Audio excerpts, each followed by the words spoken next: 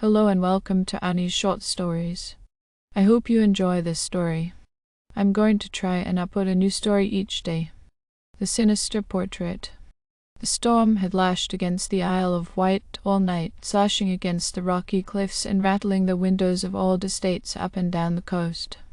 But Holly Arnold had been too eager to sleep, her mind buzzing with thoughts about the mysterious painting she had come across earlier that day. Earlier, while wandering through an antique shop hidden away in a cobbled alley, Holly had spotted the portrait.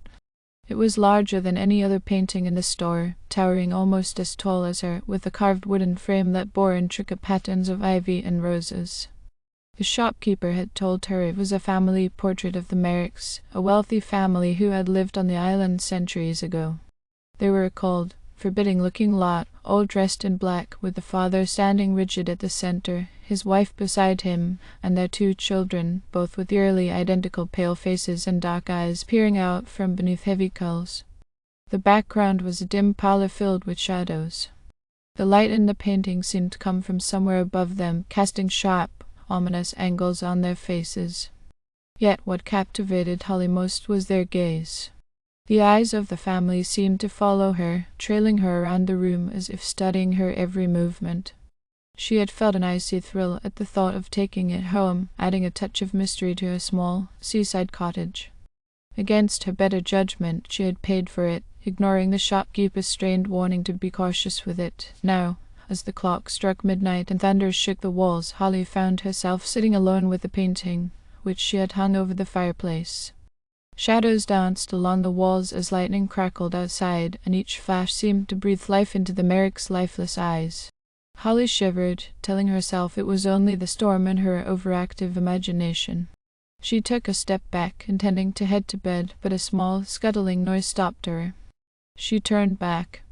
The portrait's eyes were locked onto hers, cold and relentless. She took a tentative step closer, her heart hammering as she examined each member of the family, and then she saw a slight movement.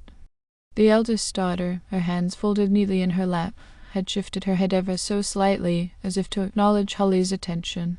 With a stifled gasp, Holly blinked and rubbed her eyes. The girl's expression had returned to normal, her painted eyes fixated on a distant, unknowable point. Holly told herself it was a trick of the lightning, just a flicker of shadow and nothing more. She backed away, casting one last wary look at the family before finally retreating to her room. But that night Holly couldn't sleep. She kept seeing the Merricks' faces looming in her mind, and an intense feeling of dread filled her every time she closed her eyes.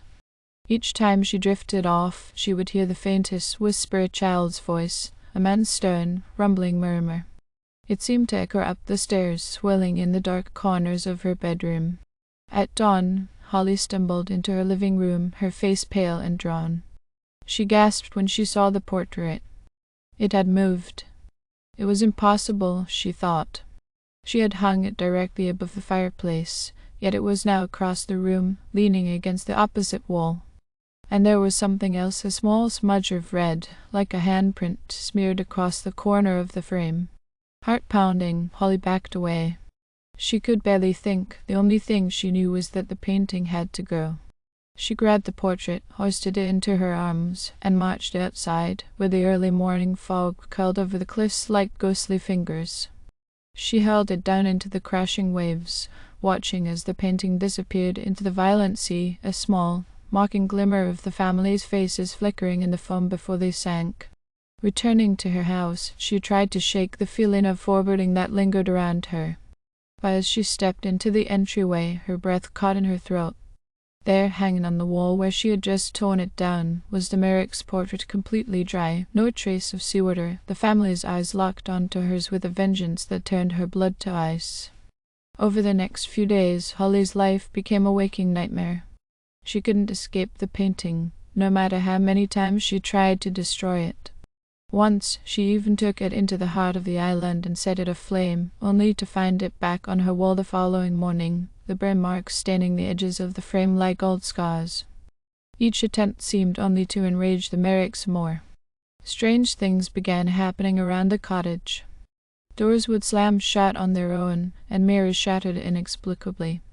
The whispers grew louder, echoing through the house with demands, pleas, and cruel laughter. Holly would see shadows in the corners of her eyes, figures moving just beyond her sight, always vanishing when she turned to face them. One night, as she sat in her living room, trapped in the maddening gaze of the Merrick family, the daughter shifted again. This time, her mouth moved, lips forming words that Holly couldn't hear but somehow understood. "We want our lives back," the girl seemed to say, her expression a twisted. Her brother's hand reached out of the frame, his cold, painted fingers brushing against Holly's shoulder, sending a chill straight through her bones. She screamed, stumbling backward, but her scream was drowned out by the family's relentless whispering, growing louder, surrounding her. "Give us what we lost. Give us your life." Holly backed away, desperate to escape, but the room itself seemed to close in on her, the walls narrowing, shadows lengthening as the Merrick family stepped forward from the portrait, their faces now pale and flesh-like. They moved closer, surrounding her, their eyes blazing with hunger and vengeance. The last thing Holly remembered was the cold touch of their hands on her skin, a darkness deeper than any she'd ever known swallowing her whole. The next morning, the Merrick family portrait hung undisturbed over the fireplace in Holly's cottage, but there was a new figure standing among them. A young woman with wide, terrified eyes, her face frozen in a silent scream, her features unmistakably those of Holly Arnold. Her hands were folded neatly in her lap, just like the daughter's, her expression forever locked in the same despairing terror. And on stormy nights, passers-by claimed to hear whispers coming from the cottage, low and pleading, echoing through the empty rooms. "You give us what we lost, to give us your life," in the years that followed. Locals whispered about the ghostly cries and rattling windows on stormy nights, when thunder and lightning seemed to bring the Merricks to life within the portrait. The more superstitious residents believed that Holly's spirit was trapped within the painting, condemned to join the Merricks' endless haunt. Word of the portrait and the haunted cottage spread, drawing curious visitors and collectors alike. Some came eager to see the famed painting, others tempted by rumors of wealth, hoping the cursed portrait might yield them riches if they dared to own it. And one day, another bold soul finally appeared, an art dealer named Mark Hastings, who had heard enough of the cottage dark lore to pique his interest. Mark arrived in a late afternoon, the sun sinking low and casting long shadows across the cliffs as he stepped into Holly's empty home. The cottage was chillingly quiet, and the air held a strange, heavy stillness. Undeterred, he made his way to the living room, where he found the Merrick's portrait hanging over the fireplace, its surface darkened with age, the painted figures looming ominously in the dim light. Mark examined the painting, and a faint shiver ran down his spine. The Merrick's faces looked even more lifelike than he'd expected. Their eyes gleamed with a strange intensity, as though they were sizing him up. And at the edge of the frame, he noticed a new, subtle detail, an extra hand, slightly raised, its fingers splayed as though reaching out in desperation. His gaze followed the hand to its owner, and he froze. There, amid the family, was Holly. Her face was unmistakably hers, though her eyes held an expression of despair that made his blood run cold. Her gaze seemed to plead with him, her face forever trapped in a look of silent horror. Mark shook off the unease that crept over him and reached for the frame, intending to bring the painting back with him to his gallery. But the moment his fingers touched it, a cold, unnatural sensation jolted up his arm like ice crawling through his veins. He tried to pull away, but his hand wouldn't move, his fingers rooted to the wood as though it had come alive, binding him in place. Then he heard it, a faint whisper that grew louder, swirling around him like a rising wind. "Give us what we lost, to give us your life." In the dim light, Mark saw the Merrick's eyes shifting, glistening as they began to smile. Holly's face, once pleading, had now changed to her mouth parted in an anguished scream that Mark could almost hear, her wide eyes desperate, as if trying to warn him. But it was too late. The Merricks leaned forward from the frame, their hands reaching toward him, their touch like frost spreading over his skin. Mark could feel his strength draining, his vision dimming as their faces grew closer, their cold breaths whispering against his ear. "Join us." With a final, choked gasp, Mark's world went black. The next morning, the Isle of Wight awoke to find Holly's cottage locked and empty once again. But for those who dared to look into the windows, they could see the Merrick's portrait, its figures now subtly rearranged. Mark Hastings' face was there, his expression hollow and terrified, joining the silent ranks of the Merrick family.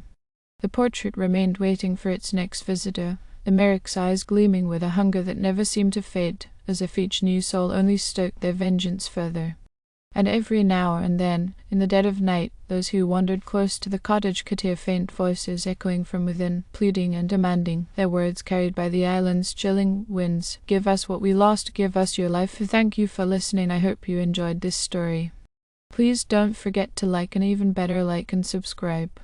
Thank you very much, and I hope you have had or have a great day.